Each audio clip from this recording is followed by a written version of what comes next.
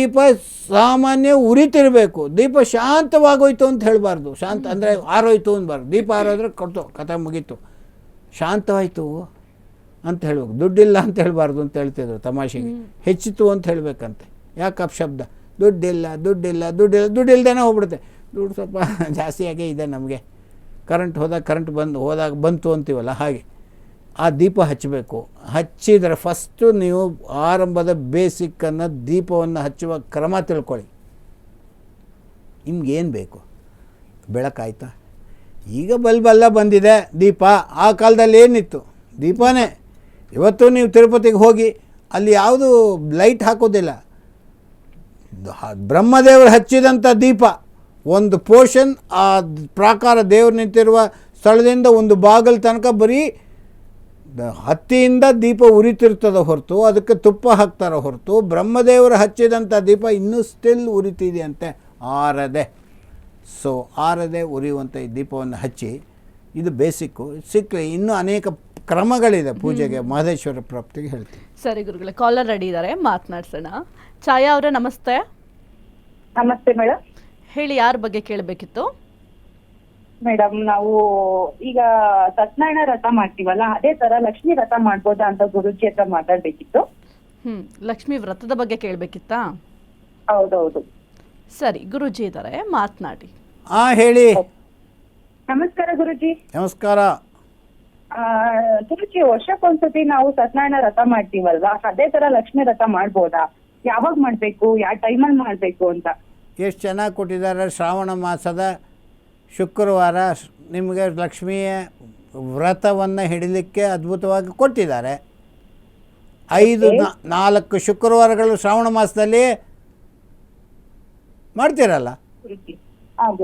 ನಾ ಹೇಳೋದು, ಮೊದಲನೇ ಶುಕ್ರವಾರ ಕಲಶ ಸ್ಥಾಪನೆ, 2ನೇ ಶುಕ್ರವಾರ ಮಹಾಲಕ್ಷ್ಮಿಯ ವ್ರತ ಅಥವಾ ಪೂಜಾ, 3ನೇ ಶುಕ್ರವಾರ ಎದುರು ಶುಕ್ರವಾರ, 4ನೇ ಶುಕ್ರವಾರ ಸಂಪತ್ತು ಶುಕ್ರವಾರ ಅಂತ. ಹೀಗೆ 4 ಶುಕ್ರವಾರಗಳು ಮಹಾಲಕ್ಷ್ಮಿಗಾಗಿಯೇ ಮೀಸಲಿಟ್ಟಿದ್ದಾರೆ. ಮಾಡಬಹುದಾ?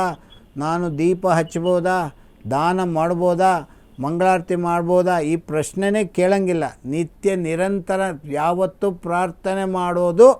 ಬರೀ ಲಕ್ಷ್ಮಿನೇ ಪ್ರಾರ್ಥನೆ ಮಾಡಬಾರ್ದು ನನ್ನ ಪ್ರಕಾರ. ಲಕ್ಷ್ಮೀನಾರಾಯಣ ಸಹಿತವಾಗಿ ಪ್ರಾರ್ಥನೆ ಮಾಡಿದರೆ ದೇವ್ರು ಕೇಳ್ತಾನೆ, ಯಾರದು ಬಂದಿರೋದು ಅಂತ. ನೋಡಿ, ಇವರು ಕೊಡಿ ಐಶ್ವರ್ಯ ಅಂತಾನೆ. ನೀವು ಲಕ್ಷ್ಮೀ ಬಾ ಅಂದರೆ ಬರಲ್ಲ, ತುಂಬ ಕಷ್ಟ ಇದೆ. ಅದಕ್ಕೆ ದೇವ್ರ ಸಮೇತ ಮಾಡಿ. ಸತ್ಯನಾರಾಯಣ ವ್ರತ ಪ್ರತಿ ಪೌರ್ಣಮಿ ಮಾಡ್ಬೋದು. ನೀವು ವರ್ಷಕ್ಕೊಂದು ಸಲ ನೀವು ಮಾಡ್ತಿದ್ದೀರ, ಅದು ಬೇಡ. ನೀವು ಮಾಡುವ ಕ್ರಮ ಮಹಾಲಕ್ಷ್ಮಿ ಪ್ರಾರ್ಥನೆ ವ್ರತ ಖಂಡಿತ ಮಾಡಿ. ಆ ದೇವರು ನಿಮ್ಗೆ ಒಲಿತಾರೆ. ಧನ್ಯವಾದಗಳು ಛಾಯಾ ಅವರೇ. ಹಾಗೆ ಇನ್ನೂ ಹೆಚ್ಚಿನ ಮಾಹಿತಿ ಬೇಕಾದಲ್ಲಿ ನಮ್ಮ ಟಿವಿ ಸ್ಕ್ರೀನ್ ಮೇಲೆ ನೇರ ಭೇಟಿಗಾಗಿ ನಂಬರ್ ಡಿಸ್ಪ್ಲೇ ಆಗ್ತದೆ. ಕರೆ ಮಾಡಿ ಗುರುಜಿನ ನೇರವಾಗಿ ಭೇಟಿಯಾಗಿ. ಗುರುಜಿ, ಇನ್ನು ಮಹದೇಶ್ವರ್ಯ ಪ್ರಾಪ್ತಿಯಾಗಬೇಕಂದ್ರೆ ಕೆಲವೊಂದಿಷ್ಟು ಕ್ರಮಗಳಿದ್ದಾವೆ, ಆ ಒಂದು ಕ್ರಮಗಳನ್ನು ಅನುಸರಿಸಬೇಕಾಗುತ್ತೆ ಅಂತ ಹೇಳ್ತಾ ಇದ್ರೆ, ಹಾಗಾದರೆ ಯಾವೆಲ್ಲ ಕ್ರಮಗಳನ್ನು ನಾವು ಅನುಸರಿಸಿದ್ರೆ ಈ ಒಂದು ಮಹದೇಶ್ವರ್ಯ ಪ್ರಾಪ್ತಿ ಆಗುತ್ತೆ ಗುರುಜಿ? ನಾನು ಹೇಳೋದು ದ್ರವ್ಯಕ್ಕೆ ಮಹತ್ವ. ಅಂದರೆ ದುಡ್ಡು ಇಟ್ಟು ಪೂಜೆ ಅಲ್ಲ. ದ್ರವ್ಯ ಅಂದರೆ ಆ್ಯಕ್ಚುಲಿ ಬಂಗಾರ, ಬೆಳ್ಳಿ ಇತ್ಯಾದಿಗಳು ಹಾಕೋಕ್ಕಾಗತ್ತಾ? ಅದು ಶಕ್ತಿ ಇಲ್ಲ, ಅದಕ್ಕಾಗಿ ನಾವು ಪೂಜೆ ಮಾಡ್ತೀವಿ. ಸೊ ಅದಕ್ಕೆ ನಾವೇನು ಮಾಡಬೇಕು, ಒಂದು ತಂಬಿಗೆಯಲ್ಲಿ ಡ್ರೈ ಫ್ರೂಟ್ಸ್, ಬರೀ ಡ್ರೈ ಫ್ರೂಟ್ಸ್ ಎಲ್ಲ, ಗೋಡಂಬಿ, ದ್ರಾಕ್ಷಿ, ಉತ್ತುತ್ತೆ, ಖರ್ಜೂರ, ಬಾದಾಮಿ, ಕಲ್ಸಕ್ಕರೆ, ಕನ್ನಡಿ, ಬಾಚಣಿಗೆ, ಪುಟ್ಟು ಬಾಚಣಿಗೆ, ಕರ್ಮಣಿ, ಬಿಚ್ಚೋಲೆ ಕರ್ಮಣಿ, ಮತ್ತು ಅಕ್ಕಿ, ಅರಿಶಿನ, ಕುಂಕುಮದ ಪೊಟ್ಣ, ಎಷ್ಟನ್ನು ಒಂದು ತಂಬಿಗೆಯಲ್ಲಿ ಹಾಕಿ, ಹಿತ್ತಾಳೆನೋ ತಾಮ್ರನೋ, ಸ್ಟೀಲ್ ಬೇಡ, 2ರಲ್ಲಿ 1 ಹಾಕಿ ದೇವ್ರ ಅಕ್ಕಿ ಇಟ್ಟು ಅಕ್ಕಿಯ ಮೇಲೆ ಈ ಕಲಶವನ್ನು ಸ್ಥಾಪನೆ ಮಾಡಿ. ಯಾಕದು? ನೀರು ಹಾಕ್ತೀರ, ತುಂಬ ದಿನ ಪೂಜೆ ಮಾಡಲಿಕ್ಕೆ ಬರಲ್ಲ.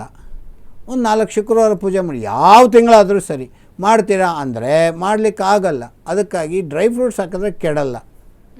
ಕರೆಕ್ಟ್ ಪೂಜೆಗೆ ಲಕ್ಷ್ಮಿ ಒಲ್ದಲು ಅಂತ ನಿಮ್ಗೆ ಏನಾದ್ರು ಗೊತ್ತಾದರೆ, ಇನ್ನೂ ಕ್ರಮ ಇದೆ ಹೇಳ್ತೀನಿ. ಒಲ್ದಲು ಅಂದರೆ ಈ ಅಕ್ಕಿ ಏನು ಅಳತಿ ಮಾಡಿ ಹಾಕಿರ್ತೀರ, ಅಕ್ಕಿ ಜಾಸ್ತಿ ಆಗ್ತದೆ. ಇಷ್ಟಾರು ನಾನು ನೋಡಿದ್ದೀನಿ, ತುಂಬ ಕಡೆ ನೋಡಿದ್ದೀನಿ. ವರಮಹಾಲಕ್ಷ್ಮಿ ವ್ರತ ಮಾಡ್ತೀವಲ್ಲ, 4 ವಾರ ಮಾಡಬೇಕಾದ್ರೆ ಫಸ್ಟ್ ವಾರ ಕಲಶ ಸ್ಥಾಪನೆ ಇದು ಹೇಳಿದಂಥ ಪದಾರ್ಥಗಳೆಲ್ಲ ಹಾಕಿ 1, 2, 3, 4ನೇ ವಾರ ಮಾಡಿ ಶನಿವಾರ, ಶ್ರಾವಣ ಶನಿವಾರ ತೆಗೆದು ಎಲ್ಲರಿಗೂ ಪ್ರಸಾದವನ್ನು ಕೊಟ್ಟಾಗ ಅಕ್ಕಿ ಅಳತಿ ಹಾಕಿದ್ದಕ್ಕಿಂತ ಜಾಸ್ತಿ ಆಗಿದೆ ಅಂದರೆ ಮಹಾಲಕ್ಷ್ಮಿ ಒಲ್ದಿದ್ದಾಳೆ ಅಂತ ಅರ್ಥ. ನಾವು ಟೆಸ್ಟ್ ಮಾಡೋದಲ್ಲ, ಪ್ರಾರ್ಥನೆ ನಾನು ಹೇಳೋದು.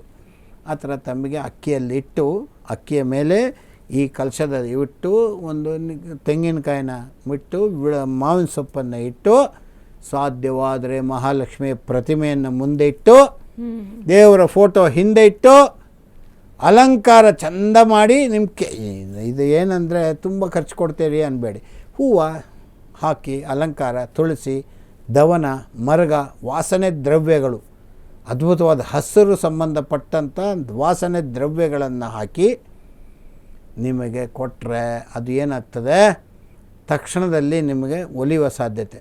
ಯಾವತ್ತೂ ಒಂದೊಂದು ವಿಚಾರಗಳನ್ನು ಒಲಿದು ಪೂಜೆ ಮಾಡ್ತಿದ್ರೆ ದೇವರು ಎದ್ದು ಬಂದಂಗಿದೆ ನೋಡ್ರಿ ಅಂತಾರೆ. ಅಷ್ಟು ಪ್ರಾರ್ಥನೆ, ಸ್ತೋತ್ರ, ಶುದ್ಧತೆ, ಮನೆಯಲ್ಲಿ ಶಬ್ದ ಮತ್ತು ಕಿರ್ಚಾಟ ಕೂಗಾಟ ಯಾವಿಲ್ಲದೆ ಛೀ ಅನ್ನದೇ ಪೂಜೆಯನ್ನು ವಿಶೇಷವಾಗಿ ಪ್ರಾರ್ಥನೆ ಮಾಡಿದರೆ ಮಹದೇಶ್ವರ ಐಶ್ವರ್ಯ ಮತ್ತು ಮಹದೇಶ್ವರ ಎರಡಿದೆ ಇದರಲ್ಲಿ. ಮತ್ತು 9ನೇ ಮನೆ ಐಶ್ವರ್ಯ, ಮಹದೇಶ್ವರ 11ನೇ ಮನೆ. ಸೊ ಅದು ಚೆನ್ನಾಗಿರ್ಬೇಕು, ಜಾತಕ ನೋಡಬೇಕು. ಮಹದೇಶ್ವರ ಪ್ರಾಪ್ತಿ ನನಗೆ ಆಗುತ್ತಾ ನೋಡಬೇಕು. ಆಗದೇ ಇದ್ದ ಪಕ್ಷದಲ್ಲಿ ಎಲ್ಲರೂ ಶ್ರೀಮಂತರಾಗಬೇಕು ಅಂತ ಯಾರಿಗೂ ಆಸೆ ಇಲ್ಲ, ಎಲ್ರಿಗೂ ಇರುತ್ತೆ. ಮಹದೇಶ್ವರ ಆಗುವ ವಿಚಾರದಲ್ಲಿ ನಿಮಗೇನು ಮಾಡಬೇಕು, ಪೂಜಾ ಪುನಸ್ಕಾರಗಳನ್ನು ಶ್ರದ್ಧಾ ಭಕ್ತಿಯಿಂದ ಮಾಡಿದರೆ ಆ ತಾಯಿ ಒಲೆದು ನಿಮಗೆ ಬೇಗ ಐಶ್ವರ್ಯವನ್ನು ಕೊಡುವಂಥ ಸಾಧ್ಯತೆಗಳು ಉಂಟು. ಸರಿ ಗುರುಗಳೇ, ಮಹದೇಶ್ವರ್ಯ ಪ್ರಾಪ್ತಿಗೆ ಏನು ಮಾಡಬೇಕು, ಯಾವ ಕ್ರಮವನ್ನು ಅನುಸರಿಸಬೇಕೆಂಬ ಕುರಿತು ಸಾಕಷ್ಟು ಮಾಹಿತಿನ ತಿಳಿಸ್ಕೊಟ್ರಿ. ಧನ್ಯವಾದಗಳು.